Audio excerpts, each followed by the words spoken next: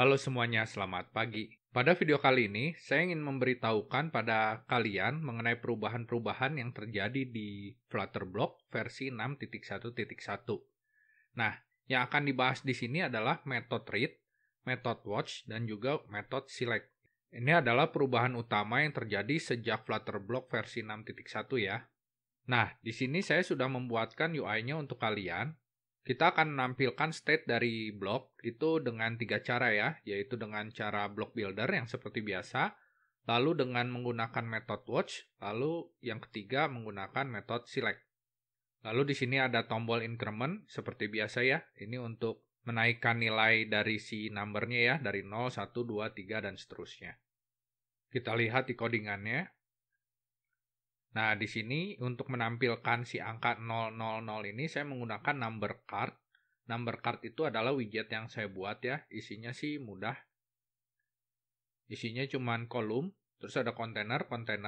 Kontainer pertama itu untuk menampilkan judulnya. Lalu kontainer yang kedua untuk menampilkan si angkanya. Jadi nanti dia minta dua buah parameter yaitu judul dan angka yang mau ditampilkan. Jadi seperti itu. Nanti bisa kalian lihat-lihat lagi kalau kalian penasaran dengan widget ini. Tapi kita fokusnya ke Flutterblock-nya ya sekarang. Sekarang kita ke PubSpec YAML-nya. Seperti biasa kita tambahkan Flutterblock. Terus kita tambahkan juga equatable.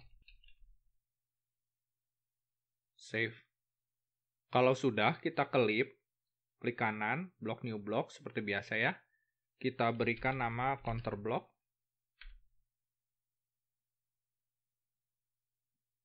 Di sini sudah ada. Kita masuk counter state, kita buat counter value.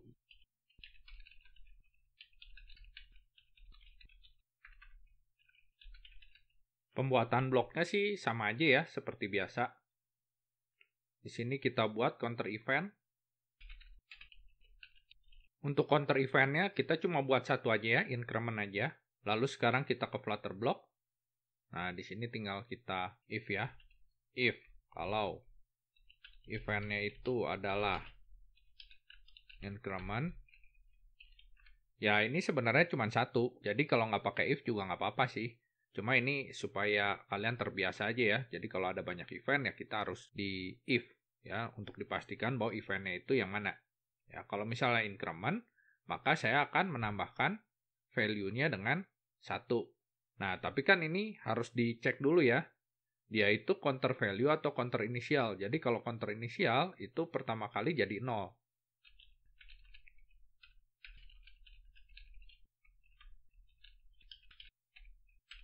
Else kalau enggak, ini berarti state-nya itu udah counter value ya.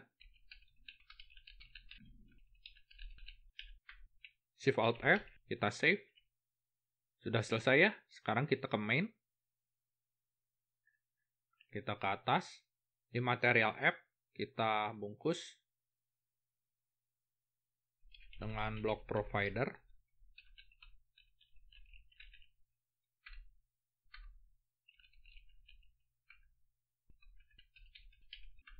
Shift Alt F, save. Sekarang kita ke bawah. Nah, ini untuk yang block builder ya. Kita pakai cara yang seperti biasa. Ini kita bungkus dengan block builder.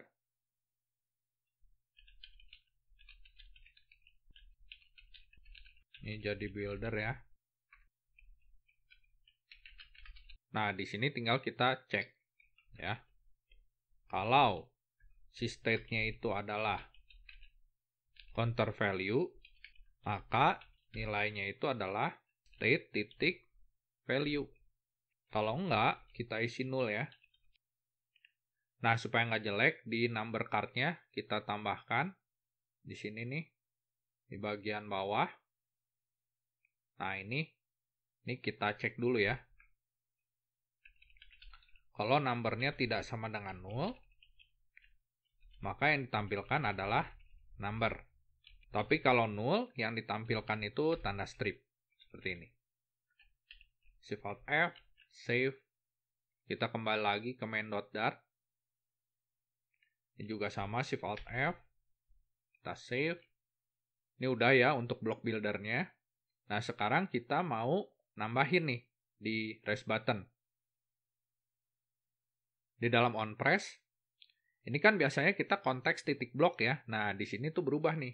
Jadi konteks titik read. Di sininya tuh counter block. Titik add. Nah, ini kita tambahkan eventnya itu si increment ya. Titik koma. Shift Alt F. Save. Jadi perubahan yang pertama itu adalah si konteks block itu berubah jadi konteks titik read sekarang. Jadi nggak ada lagi yang konteks titik block. Nah, konteks titik read ini fungsinya adalah membaca si counter block, tapi cuma baca aja, dia nggak akan memantau akan ada perubahan atau nggak. Jadi nanti kalau ada perubahan pun ya udah, dia nggak tahu ya, karena ini cuma ngebaca aja. Sekarang kita F5. Kita lihat ya.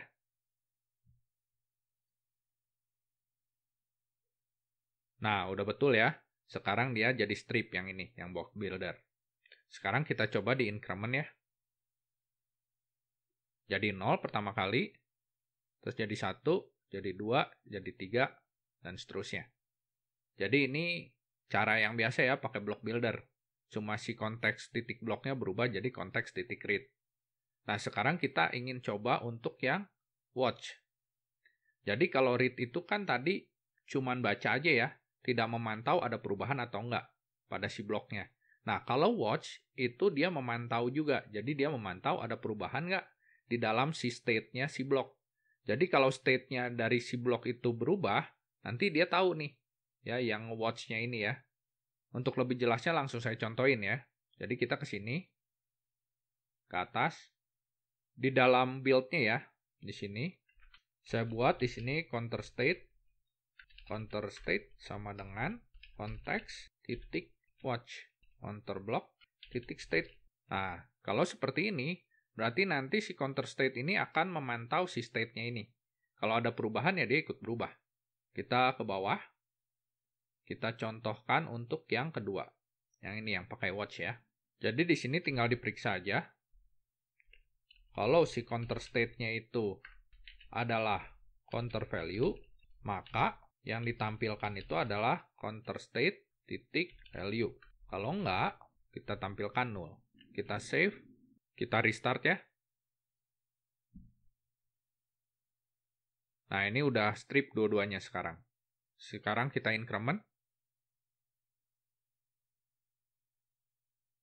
Nah, udah berubah ya semuanya, sama nih, 55. Jadi seperti itu ya. Jadi kalau si read itu fungsinya untuk membaca si counter blocknya aja, kalau watch itu dia membaca sambil memantau ada perubahan atau enggak. Karena yang bisa berubah itu udah pasti state-nya, makanya kita pasang tadi state-nya ya yang dipantau. Nah, kalau si select ini, itu lebih spesifik lagi. Jadi mirip si watch, tapi yang dia pantau itu lebih spesifik. Contohnya di dalam state itu kan kita punya value ya, si angkanya kan. Nah, misalnya kita pengen benar-benar cuman spesifik memantau si angkanya aja. Kan bisa aja ya, di dalam state itu ada banyak datanya ya, jadi nggak cuma number, tapi ada yang lain-lainnya. Nah, ini kita bisa select nih, yang mana yang mau dipantau. Kalau si watch tadi kan langsung satu state begitu. Nah, ini bisa kita pilih. Kita langsung contohin aja. Kita ke sini. Karena yang mau dipantau itu adalah integer, jadi kita buat variabel integer ya, number.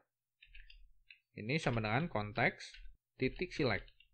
Nah, untuk select ini sendiri kita berikan tipenya. Ini ada dua ya. Dia minta ada T, ada R. Ya. T itu adalah tipe bloknya. R itu adalah tipe data yang dipantaunya. Karena kita mau memantau si value-nya state ya, berarti dia integer. Nah, nanti si select ini dia akan membutuhkan satu buah metode yang fungsinya itu untuk sebagai selektornya. Jadi si metode ini yang akan memilih data mana yang akan dikembalikan ke si number-nya ini, ya yang mau dipantaunya. Nah, si value-nya ini tipenya counter block ya, berarti ini saya ubah aja namanya biar nggak pusing ya. Counter block, gini. Nah, di sini tuh kita kembalikan data mana yang mau dikembalikan. Berarti di sini tinggal saya cek ya. Kalau counter block titik state-nya itu adalah counter value, maka yang saya kembalikan itu adalah counter block titik state titik value. Oh, ininya kita pasang S counter value. Nah, seperti ini. Nah, kalau enggak berarti kita kasihnya 0 ya, kita kembaliin ya. Shift Alt F. Kita save. Kita ke bawah. Nah, yang ketiga nih, yang pakai select ya. Ini kita ganti jadi number. Save. Kita restart. Kita lihat. Nah, sekarang semuanya udah strip semua nih. Udah terpantau ya. Sekarang kita increment.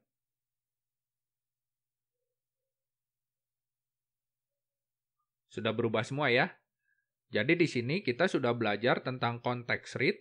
Itu untuk membaca si counter block-nya.